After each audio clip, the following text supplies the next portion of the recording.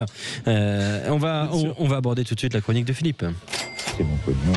Et la thune, toujours. En fait, j'ai retiré de l'argent. Ouais. Amis, ouvrez vos cœurs, non n'ayez pas peur, l'argent ne fait pas le bonheur.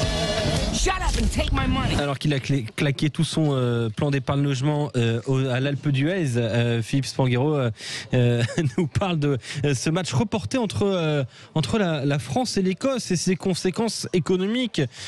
Philippe, quelles conséquences ça aura pour les deux fédérations ? Alors le report d'un match permettra d'occulter les conséquences économiques, mais la vraie question qu'on peut se poser ce soir, c'est de savoir en effet pourquoi il y a eu autant d'énergie déployée des deux côtés, surtout pour que ce match se tienne. Parce qu'on aurait pu penser en début de semaine que les Écossais allaient militer pour une victoire sur tapis vert. Oui, effectivement, des conséquences donc pour ces deux fédérations-là, mais il y a des choses qui sont quantifiables, donc ces déficits-là, ce manque à gagner, on parle d'argent pur, mais il y a aussi ce déficit en termes d'image, on l'abordait tout à l'heure entre 20h et 20h30, ce déficit en termes d'image pour la Fédération française de rugby, ça peut avoir un impact aussi sur les finances et sur justement, pourquoi pas un manque à gagner sur pas mal d'aspects, que ce soit de la billetterie ou des produits dérivés ou de l'audience, tout simplement. Alors, ce qui aurait pu, ce qui est très facile à quantifier, si ce match avait dû ne pas se jouer, ça aurait été la perte sèche pour les deux fédérations. Oui. Puisqu'on l'avait abordé lors d'une précédente émission. Les revenus directs provenant de la compétition destination à destination des fédérations qui y participent, c'est à minima 20 millions d'euros. Et quand on fait le prorata vraiment sur l'impact des droits télé, c'est à minima 3 millions d'euros par match, par fédération. Donc une annulation de ce match aurait eu pour conséquence directe à minima 3 millions d'euros de perte de revenus par fédération, ce qui est colossal et à l'échelle de la fédération française et encore plus à l'échelle de la fédération écossaise qui est moins riche et moins dotée financièrement parce qu'il y a beaucoup moins de clubs et de licenciés.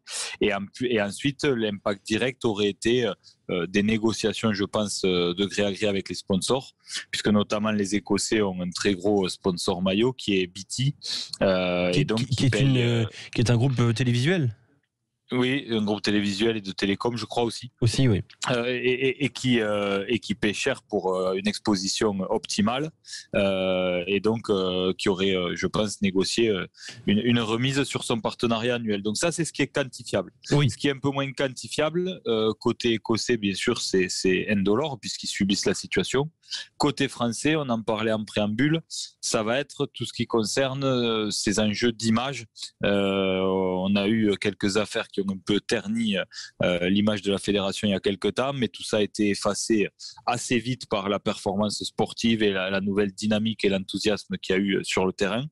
Par contre, il ne faut pas retomber dans les travers et faire en sorte que la gestion politique et administrative de notre fédération viennent impacter cette bonne dynamique-là d'un point de vue commercial, parce que clairement on est sur une bonne dynamique et les sponsors voudront s'associer à des messages très positifs, à une équipe de France qui gagne et à des valeurs qu'on a retrouvées ces derniers temps. Voilà.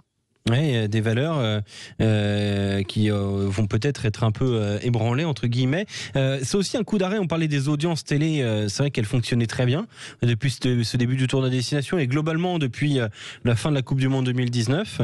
Que ce match soit reporté en semaine, comme nous disait Quentin, le 9 mars ou que ce soit en juillet, ça va avoir peut-être aussi un coup d'arrêt dans le suivi de ce sport, parce que c'est vrai que le rugby est un sport qui est extrêmement suivi et on le voit chaque week-end avec Sud Radio, et on vous remercie beaucoup d'ailleurs, mais c'est aussi un sport qui est suivi de façon un peu plus extérieure, des gens qui suivent des compétitions en particulier, notamment le tournoi destination, et là on va avoir 3 semaines sans match a priori. Est-ce que ça peut casser un petit peu le lien qu'ont les Français avec cette équipe de France ? Je crois pas. Ça dépendra de tout ce qui va se passer pendant 3 semaines, parce qu'à la fois c'est terrible, mais ce buzz qui est pas forcément positif, qui est même plutôt un bad buzz autour de la situation. Oh, clairement, oui. Ça peut créer de la de la curiosité et donner envie aux gens de voir ce que ça va donner si toutefois on arrive à aligner une équipe compétitive. Mais c'est vrai que, comme tu le disais, les chiffres sont très significatifs. Il y a eu des pics sur le match en Irlande à plus de 6 millions de téléspectateurs. C'est énorme pour le rugby. C'est colossal. On compare ça régulièrement au top 14, mais une très grosse affiche de top 14 va faire 800-900 000 personnes, quand là on a des pics à 6 millions. Donc forcément, les 5 millions de téléspectateurs d'écart entre les deux, c'est des gens qui sont moins fans de rugby, mais qui regardent surtout l'équipe de France et qui aiment quand l'équipe de France gagne. Donc forcément, ça va casser un peu la dynamique parce qu'on était sur un bon début de tournoi. Le bad buzz autour de la crise Covid au sein de la Fédé est pas très positif. Mais à la fois, comme je le disais tout à l'heure en début d'émission, le point positif à tout ça et qui va permettre pour moi de préserver la dimension commerciale, c'est que le sportif n'est pas touché. On est vraiment dans une dimension politique, des enjeux de communication, une problématique potentielle avec un membre du staff et le sélectionneur en personne. Mais ce qui intéresse les gens, c'est le terrain, c'est les joueurs, c'est l'image que l'équipe renvoie. Et le fait que l'équipe et les joueurs aient été exemplaires et que tout le monde soit épargné pour l'instant du terrain, c'est une très très bonne nouvelle et ça permettra de ne pas fragiliser cette dynamique très positive que les joueurs ont réussi à reconstruire avec beaucoup d'énergie. Donc pour toi, ça aura finalement assez peu d'impact. Quand même, pour bien préciser à tout le monde, si ce France-Écosse n'est pas reporté au 9 mars, c'est la seule date, un mardi soir, ce serait complètement fou. Si c'est pas possible de le reporter au 9 mars, ça voudrait donc dire que ce sera après Angleterre-France, qui est le 13. Donc on peut imaginer quand même que jouer le 9 et puis derrière derrière le 13, ça a quand même des complications forcément, mais ça voudrait dire quand même, quand on regarde, que l'équipe de France n'aura pas joué pendant un mois. Donc 14 février, 13 mars, ce serait quand même assez dingue au milieu d'un tournoi des destinations. Question de Juju, du 34 fidèle auditeur sur Sud Radio. Bonsoir Juju. Ouais, bonsoir Philippe aussi, mais non, moi c'est question et à la fois réponse. Ouais, et avis. Non, surtout avis, c'est qu'on parlait du débat économique, mais sportivement, honnêtement, les joueurs rentrent en club, ils ne peuvent pas jouer avec les clubs. Ils ont une date proposée par... D'ailleurs, vous allez nous éclairer qui propose la date.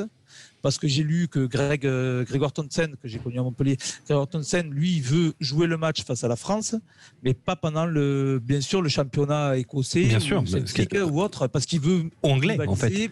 Anglais aussi, parce qu'il a beaucoup de joueurs en Angleterre. Bien sûr. Et rivaliser avec ses meilleurs joueurs face à, comme il aurait pu avoir ce week-end, face à l'équipe de France, et pas peut-être sélectionner 15 nouveaux joueurs. Donc c'est même je me mets en fait dans le cas, si j'étais manager, entraîneur d'une équipe top 14, c'est que je les ai pas là parce qu'ils sont contact Covid. Ou peut-être même avec la Covid, et je les ai pas parce qu'il y a une autre date et que l'équipe de France me les prend. Et finalement, c'était pas prévu. Donc, il y a quand même, ça pénalise des clubs de top 14. Ah oui, ça va pénaliser. C'est vrai que c'est un sujet qu'on occulte depuis le début du débat, mais ça ne va pas aider à renforcer les bonnes relations entre les clubs et la Fédé, parce que, encore une fois, en fonction de ce que dira l'enquête diligentée, d'ailleurs, il y a une interview de... Philippe, vu que c'est nous qui sommes contaminés, si l'Écosse dit non, on ne veut pas reporter, terminé, soit c'est match gagné, soit tant pis. Mais ils le diront pas, puisqu'ils ont 3 à 4 millions d'euros d'impact direct et que ça représente pas loin de 10% de leur budget annuel sur un match. Ouais, Philippe, donc, tu voulais revenir sur les déclarations de Roxana Maracineanu rapidement. Il faut qu'on aille très vite. Il y a une interview ce soir qui vient de passer sur BFM de la ministre et le ton change un peu ce soir. On sent que le gouvernement durcit le ton par rapport aux attentes qu'ils ont un formulaire à destination de la Fédération française. Et donc, il va falloir que la lumière soit faite. Il est question aussi que le ministère de la Santé intervienne pour que ce ne soit pas la fédération seule qui donne des conclusions. Et en fonction de ça aussi, les clubs potentiellement demanderont des comptes parce qu'ils seront pénalisés par l'absence de joueurs un week-end de plus que ce qui a toujours été convenu dans les conventions. Bien sûr, et ça aura son impact. On se retrouve à la fin du match pour le conseil de classe pro des deux, pour faire les pronos et pour parler de Franck Azema aussi qui quitte Clermont. On en parlera entre 22h30 et 23h. À tout à l'heure.